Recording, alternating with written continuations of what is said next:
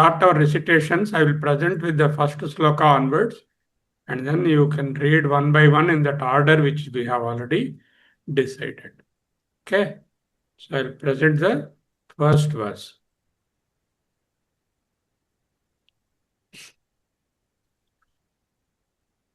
Hari Om Guru Garu. Yeah, please. Tapo vikshina papanam shantanam vitaraginam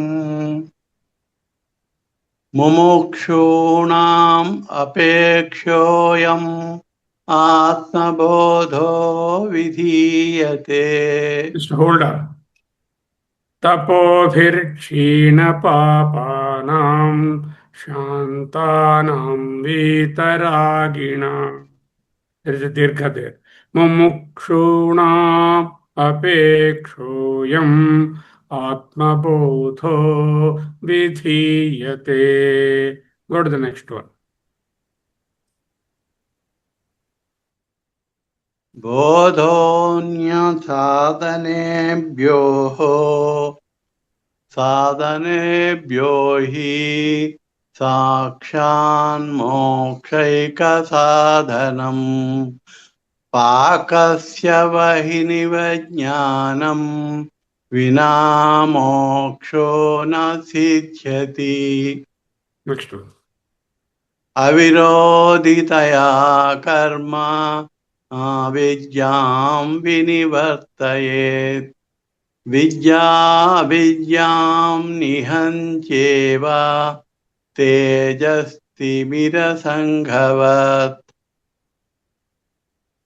avicchinna iva jnanat tannase sati kevalah Swayam prakasate yatma meghapayam shumaniva. Here, not avichinna, avachinna. Avachinna iva jnanat tannase sati kevalah swayam prakashate hi atma meghapaye amsumaniva. Okay, next gentleman or lady.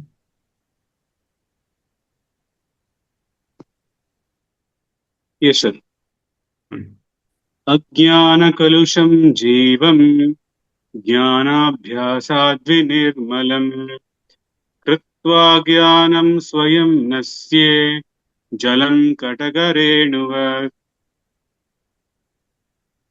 संसारः स्वप्नतुल्यो हि रागद्वेषाद्विनिर्मलं संसारः स्वप्नतुल्यो हि रागद्वेषादिसङ्कुलः स्वकाले सत्यवत् भाति प्रबोधे सत्यसद्भवेत् तावत् सत्यं जगत् भाति शुक्तिकारजतं यथा यावन् ज्ञायते यावन्न जायते ब्रह्मा सर्वाधिष्ठानमद्वयम् यावन्न ज्ञायते ब्रह्मा सर्वाधिष्ठानमद्वयम्. उपादाने अखिलाधारे जगन्ति परमेश्वरे सर्गस्थितिलयं यान्ति सर्गस्थितिलयान् यान्ति बुद्बुदानीव वारिणाय. Next one. Next person. Hari Om Guru Garu. చెప్పండి ప్లీజ్. 9th సచ్చిదాత్మన్య అనుస్యూతే నిత్యే విష్ణు ప్రకల్పితాః వ్యక్తయో వివిధాః సర్వ హటకే కటకాదివత్ హటకే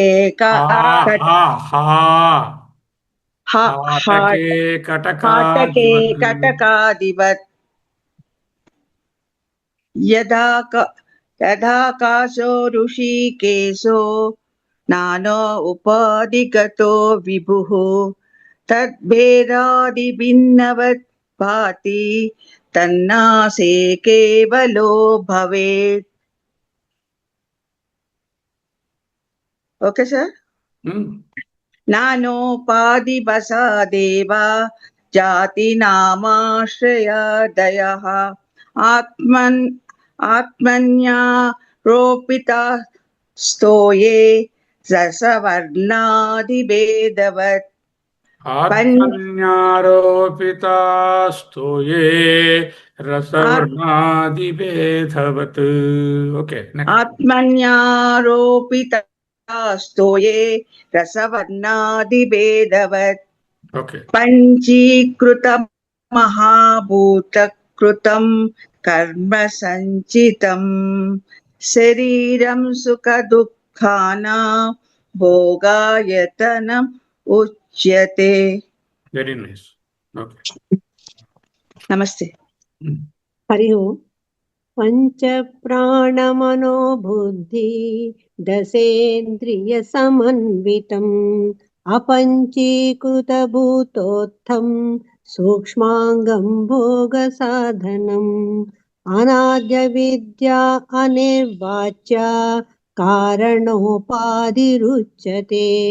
उपाधित्रितया धन्यम् आत्मानमवधारयेत् पञ्चकोशादियोगेन तत्तन्मय इव स्थितः शुद्धात्मा नीलवस्त्रादि योगेन स्फटिको यथा वपुस्तुषादिभिः कोशैः युक्तं युक्तैव घाततः आत्मानमन्तरं शुद्धं विविच्यात्तण्डुलं यथा.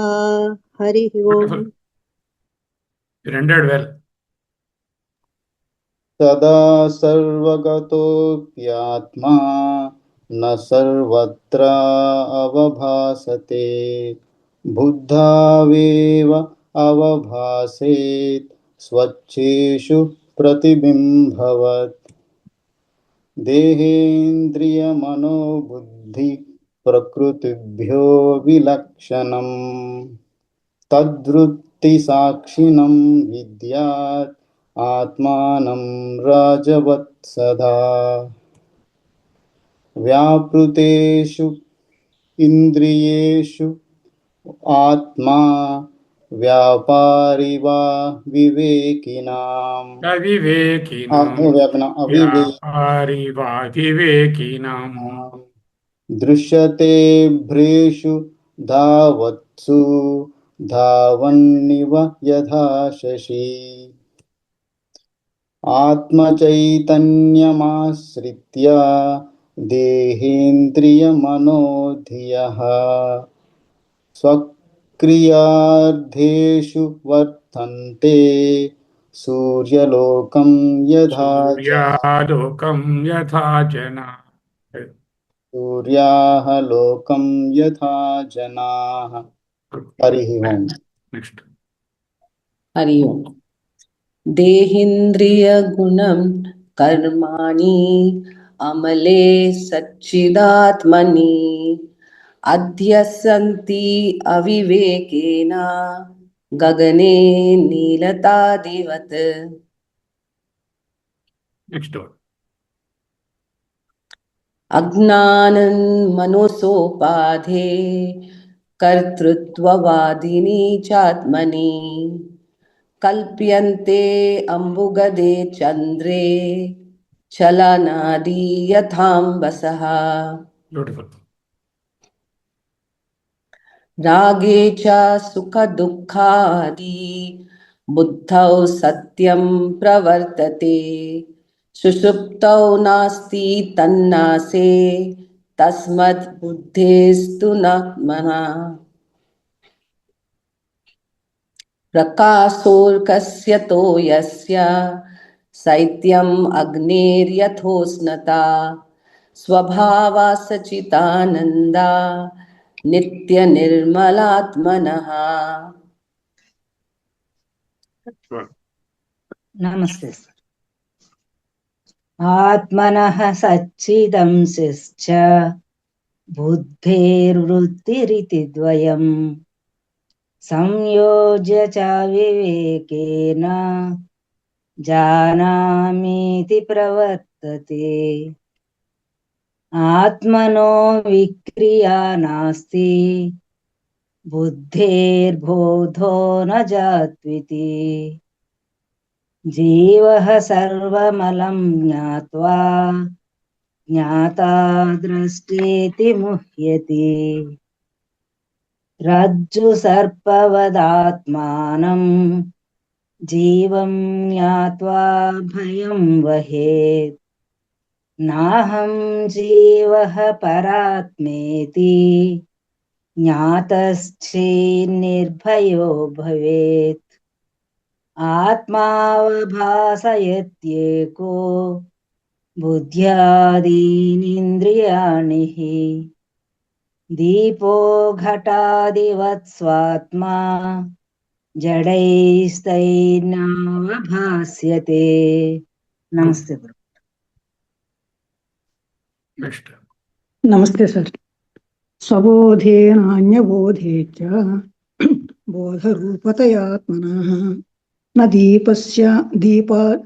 दीपस्यान्यदीपेच्छा यथा स्वात्मप्रकाशने निषिद्धनिखिलोपाधीन् नेति नेतीति वाक्यतः विद्यादैक्यं महावाक्ये जीवात्मपरमात्मनो अविद्याकं शरीरादि दृश्यं बुद्बुदवक्षरम् एतद्विलक्षणं विद्यात् अहं ब्रह्मेति निर्मलम् देहान्यत्वान्न मे जन्म जरा कार्शलयादयः शब्दादिविषयैः सङ्गो निरिन्द्रियतया न च नमस्ते सर Next. हरि ओम गुरुवार Hari. अमनस्त्वान्नम्ये दुःख रागद्वेष भयादयः अप्राणो हि अमना शुभ्र इत्यादि श्रुति शासनात् निर्गुणो निष्क्रियो नित्यो निर्विकल्पो निरंजनः निर्विकारो निराकारो नित्यमुक्तोऽस्मि निर्मलः अहमाकाशवत् सर्वं बहिरन्तरतोऽच्युतः सदा सर्वसमसिद्धो निसंगो निर्मलोऽचलः नित्यशुद्धविमुक्तैकम् अखण्डानन्दमद्वयं सत्यं ज्ञानमनन्तं यत्परं ब्रह्माहमेतमेव तत् नमस्ते सर हरि ओम Hari. एवं निरन्तराभ्यस्त ब्रह्मैवास्मीति भावना हरत्य विद्या विक्षेपान् रोगानिवरसायनम् विविक्तदेशासीनो विरागो विजितेन्द्रियः भावयेदेकमात्मानं तमन्तमनन्यधीः आत्मन्येवाखिलं दृश्यं प्रविलाप्य धिया सुधीः भावयेदेकमात्मानं निर्मलाकाशवत्सदा रूपवर्णादिकं सर्वं विहाय परमार्थविद् परिपूर्णचिदानन्दस्वरूपेणावतिष्ठते नात्र ज्ञानज्ञेयभेदः परेणात्मनि विद्यते चिदानन्दैकरूपवद् दीप्यते स्वयमेव तत् एवमात्मारणौ ध्यानमथने सततं कृते उदितावगतिर्ज्वाला सर्वाज्ञानेन्धनं दहेत् अरुणेनेव बोधेन पूर्वं सन्तमशेषते तद आविर्भवेदात्मा स्वयमेवांशुमानिव हरिः ओम् Next.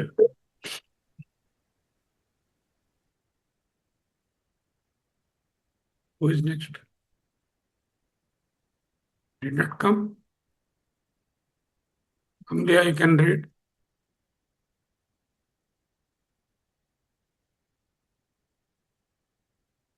గురుగారు ప్రణములు గురుగారు. Please do. అరుణేనేవ బోధేన పూర్వం తమసే హృతే తతః ఆవిర్భవేత్ ఆత్మా స్వయమేవ అంశువానివ. ఆత్మా తు సతతం ప్రాప్త అపి అప్రాప్యవత్ విద్యయా తన్మాసే ప్రాప్తవద్ భాతి స్వకంఠాభరణం యథా స్థాణౌ పురుషవత్ భ్రాంచ కృతా బ్రహ్మణి జీవ్యత. జీవస్య తాత్వికే రూపే తస్మిన్ దృష్టే నివర్తతే. No, sir. Hari Om, sir. Please. 46 now. तत्त्वस्वरूपानुभवात् उत्पन्नं ज्ञानमञ्जसा अहं ममेति च अज्ञानं बाधते दिग्भ्रमादिवत्. सम्यक् विज्ञानवान् योगी स्वात्मन्येवाखिलं जगत् एकं च सर्वमात्मानं ईक्षते ज्ञानचक्षुषा. आत्मैवेदं जगत् सर्वम् आत्मनोऽन्यन्न विद्यते मृदो यद्वद्घटादीनि स्वात्मानं सर्वमीक्षते. धन्यवादः. Nice.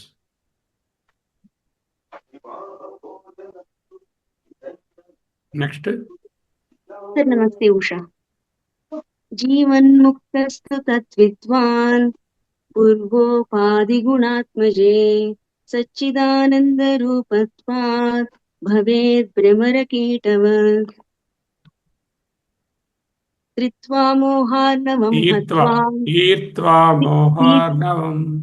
तीर्त्वा मोहार्णवं हत्वा रागद्वेषादिराक्षसं राक्षसान् योगी शान्ति समायुक्त आत्मा रामो विराजते. बाह्यान्नित्या सुखशक्तिं हित्वात्मा सुखनिवृत्तः तटस्थदीपवत् स्वस्थः स्वान्तरे वा प्रकाशते.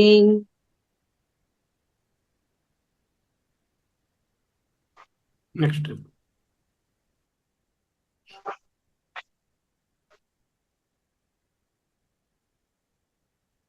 Who is to read? Lakshman coordinator. Who is the person? Vijayalakshmi garu. Hari Om Guruve. Please. उपाधिस्तोऽपि तद्धर्मैः अलिप्तो व्योमवन्मुनिः सर्वविन्मूढवत् तिष्ठेत् असक्तो वायुवच्छरेत्. उपाधिविलयाद्विष्णौ निर्विशेषन्मुनिः जले जलं वियद्व्योम्नि तेजस्तेजसि वा यथा. यल्लाभान्नापरो लाभो यत्सुखान्नापरं सुखं यज्ञानान्नापरं ज्ञानं तद्ब्रह्मेत्यवधारयेत्. చదవమంటారు? నాగరత్నం గారండి last.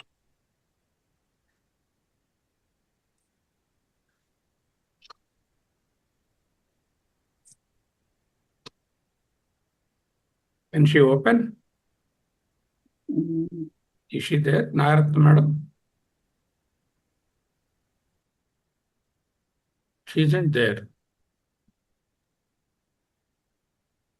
Somebody else can read it in her place. Sir, చదవనా అండి? యదృష్ట్వా నా పరం దృశ్యం भूत्वा न पुनर्भवः यज्ञात्मना ज्ञानं तद्ब्रह्मेति अवधारयेत्।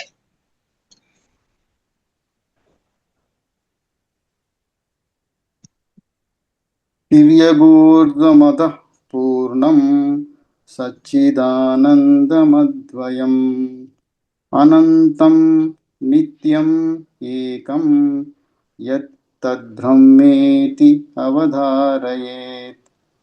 Today's.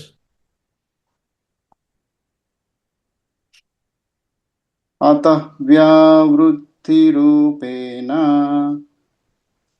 वेदान्तैर्लक्ष्यते अद्वयम् अखण्डानन्दम् एकम् यत् तद्ब्रह्मेति अवधारयेत्। अखण्डानन्दरूपस्य तस्यानन्दलवाश्रिताः ब्रह्माद्याः तारतम्येन भवन्ति आनन्दिनो अखिलाः। Anyone else want to do any verse particularly? Sir, 57, sir. ఒక్కసారి So, 57. Today's అతద్వ్యావృతి రూపేణ వేదాంతే లక్ష్యతే అద్వయం అఖండం ఏకం యత్ తద్ బ్రహ్మేతి అవధారయేత్. okay, good. Anybody else want to try anything? 57, 58 చదువుతాను సార్. చదవండి. చూపించండి. Which one? రెండు 51, 57, 58 రెండు చదువు. Okay. అతవ్యావృత్తి రూపేణ వేదాంతైర్లక్ష్యతే ద్వయం అఖండానందమేకం యత్తద్బ్రహ్మేత్యవధారయేత్. Very good. 58. నెక్స్ట్ అఖండానంద రూపస్య తస్యానంద లవాశ్రితాః బ్రహ్మాద్యాస్తారతమ్యేన భవంత్యానందినోఖిలాః. Sir, thank you sir. Okay. So you have recited. What I suggest is, whatever you have recited, you can see the meaning of that once again and browse those things. Okay. Amulya, do you have anything to add or say? బాగుంది sir, practice అవుతుంది అందరికి. చదవడం కూడా రావాలి కదా, అంచేత తప్పులు చదువుతున్నాము, కానీ తప్పులు చదివినా కొంచెం ప్రాక్టీస్ చేయాలి. ప్రాక్టీస్ చేస్తూ ఉంటే అఖండానంద రూపస్య తస్యానందలవాసితాః బ్రహ్మాద్యాస్తారతమ్యేన భవంతి ఆనందినోఖిలాః. అదే అంటే మీరు చదువుతూ ఉంటే మళ్ళీ మళ్ళీ వింటే మీరు ఇచ్చిన ఇదిలోను You have to listen to what I have done. What I will do is, all these verses till now, I will recite and give an audio file alone. అలాగే sir. That will be useful for practice. వల్ల ఇంకొక లాభం కూడా ఉంది sir. అంటే తప్పులు లేకుండా నేర్చుకోవడం ఒకటి, ఆ తర్వాత తప్పులు లేకుండా చదువుకుంటే దాంట్లో ఉన్న అర్థం కొంతవరకు అర్థం అయిపోతుంది. You can also try and present all the verses, not 4 or 3, everything, everybody can try. మొదటి నుంచి అన్ని కూడా, ఈ 57 కూడా 58 కూడాను. అదే, థ్యాంక్ యూ సార్, అవకాశం ఇచ్చినందుకు thank you. I'll give the audio also. Anyway, I'm giving with the video each one, but I will give all the audios in one stream. అది ఇంకా నేర్చుకుంది సులువుగా ఉంటుంది sir, registration. That's what I will do. అవును Sir, small request, and after completing the 68 verses, you give us chance to explain. We will try to. That's what we are planning already.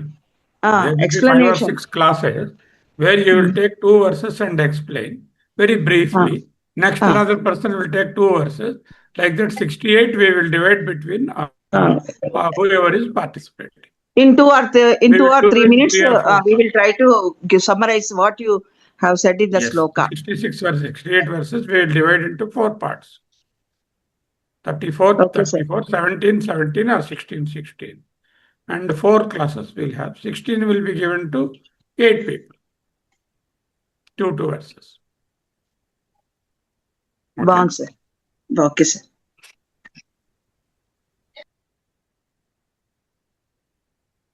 Okay. Lakshman, shall we close? Yes, sir. I'll chant the Shanti mantra. Yeah. Om Sahana Vavatu Sahano Bhunaktu Sahaviryam Karavavahai Tejasvinavaditamastu ma vidvishavahai. Om Shanti Shanti Shanti.